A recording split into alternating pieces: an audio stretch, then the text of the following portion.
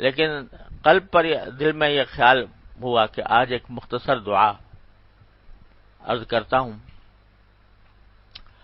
اور اسی میں بہت سارے سبق بھی ہیں۔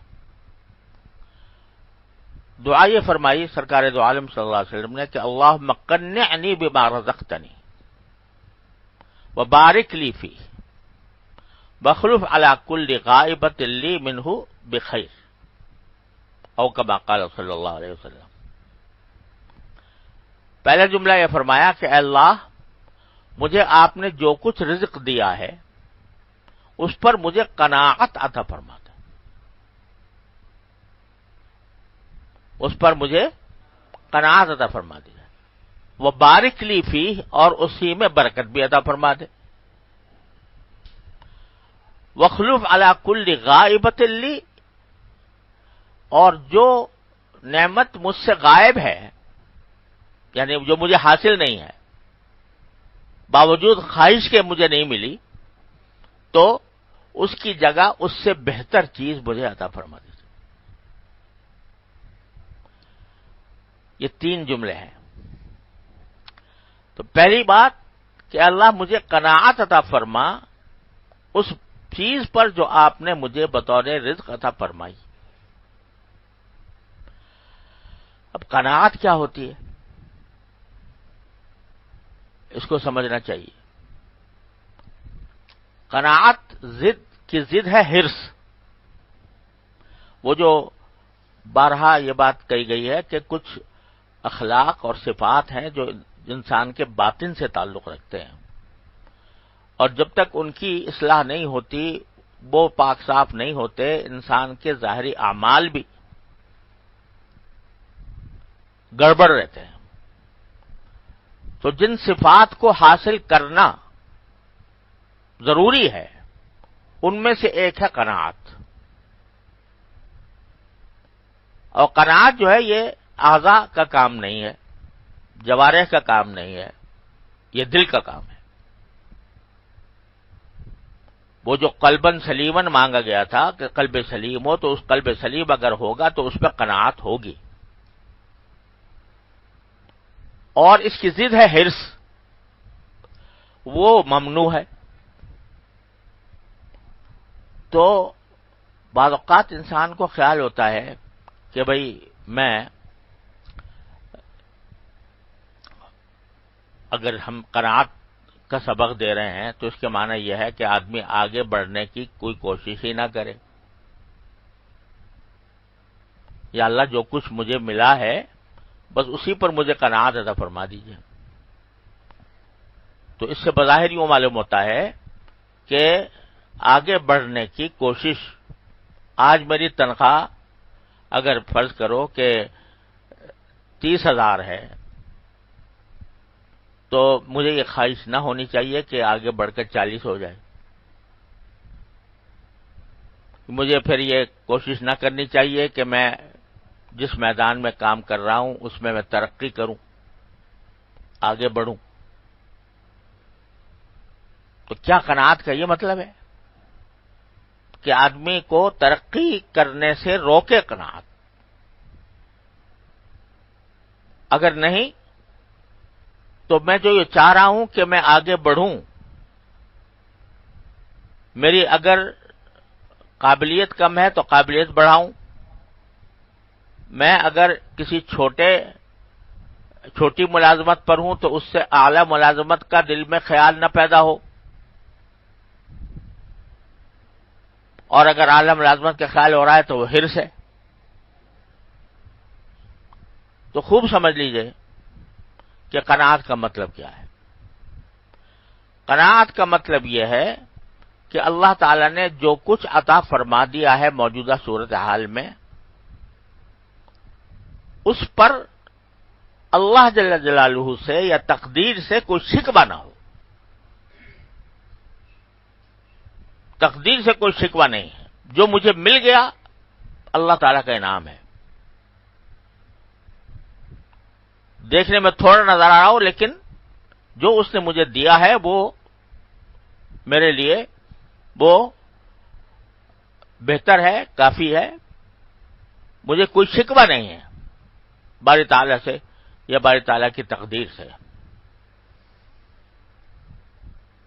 البتہ اگر آگے بڑھنے کے لیے وہ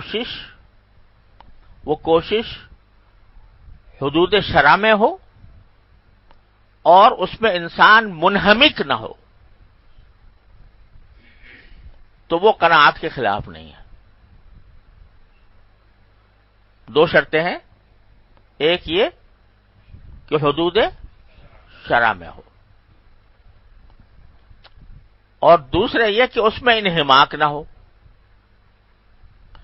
اس کو رسول کریم سرور دو عالم صلی اللہ علیہ وسلم نے ایک اور حدیث میں اس کی تفسیر فرمائی کہ اجملوا فی الطلب وتوکلوا علیہ،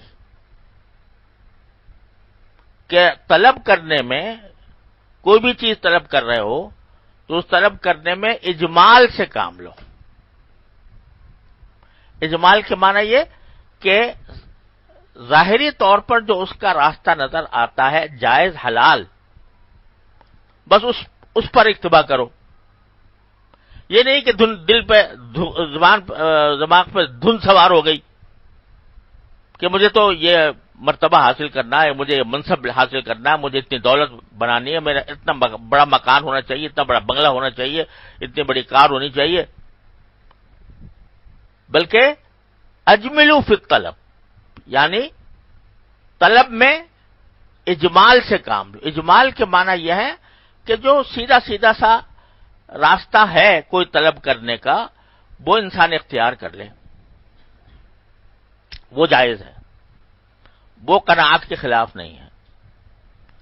وہ کر کے پھر اللہ پر بھروسہ کرو کہ جتنی کوشش میں کر رہا ہوں وہ کوشش کس حد تک کامیاب ہوتی ہے اس کو اللہ تعالیٰ پر چھوڑ دو. جتنی تمہارے لیے مناسب ہوگی تمہاری طلب کامیاب ہو جائے گی، جو مناسب نہیں ہوگی تو تمہیں طلب کے بغیر نہیں ملے گا، طلب کے باوجود نہیں ملے گا. تو یہ توکل. تو اجملوا فی الطلب میں یہ بتا دیا کہ جو سامنے کی کوشش ہوتی ہے وہ کر لینے میں کوئی مذائقہ نہیں، اور وہ قناعت کے خلاف بھی نہیں. لیکن قناعت کے خلاف کیا بات ہے؟ نمبر 1 یہ کہ اللہ بچائے شکوہ ہو جائے اللہ میاں سے کہ فلاں کو تو اتنا مل گیا مجھے نہیں ملا، فلاں اتنا آگے بڑھ گیا میں پیچھے رہ گیا، فلاں نے اتنی دولت کما لی میرے پاس کم ہے. یہ تقدیر کا شکوہ، اللہ تعالی سے شکوہ رکھنا، یہ اللہ تعالی سے شکوہ رکھنا بہت بڑا گناہ ہے. یہ ہے کہ جتنا اللہ تعالی نے مجھے عطا فرمایا میرے لیے اس وقت اتنا ہی مناسب تھا، اس وقت میرے لیے اتنا ہی مناسب تھا. البتہ مجھے اللہ تعالیٰ نے جائز طریقوں سے آگے بڑھنے کی ممانعت نہیں کی، اس کو گناہ قرار نہیں دیا، تو میں جائز طریقے سے جتنا مجھ سے ہو سکے گا وہ آگے بھی بڑھنے کی کوشش کر لوں گا.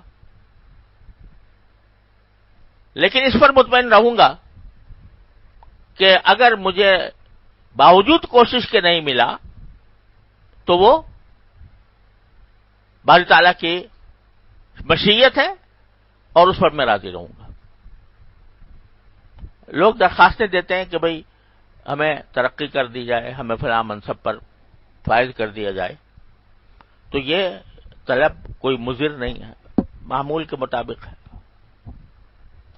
لیکن اب اس کو طلب کو پورا کرنے کے لیے دن رات دھن سوار ہے، انہماک ہو گیا ہے. کہیں سے سفارش کرواؤں، کہیں سے کوئی ذریعہ ایسا لگاؤں کہ درخواست منظور ہو جائے ضرور.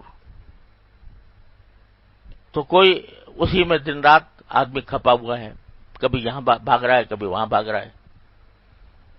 تو طلب میں اجمال یعنی انہماک نہ ہو کہ دن رات اسی کی دھن سوار رہے دماغ کے اوپر. ایک مناسب طریقے سے کوشش کر لی، کامیاب ہو گئی، اللہ کا شکر، نہیں ہوئی تو قناعت، جو کچھ دے دیا اللہ نے اس پر آدمی قانع رہے۔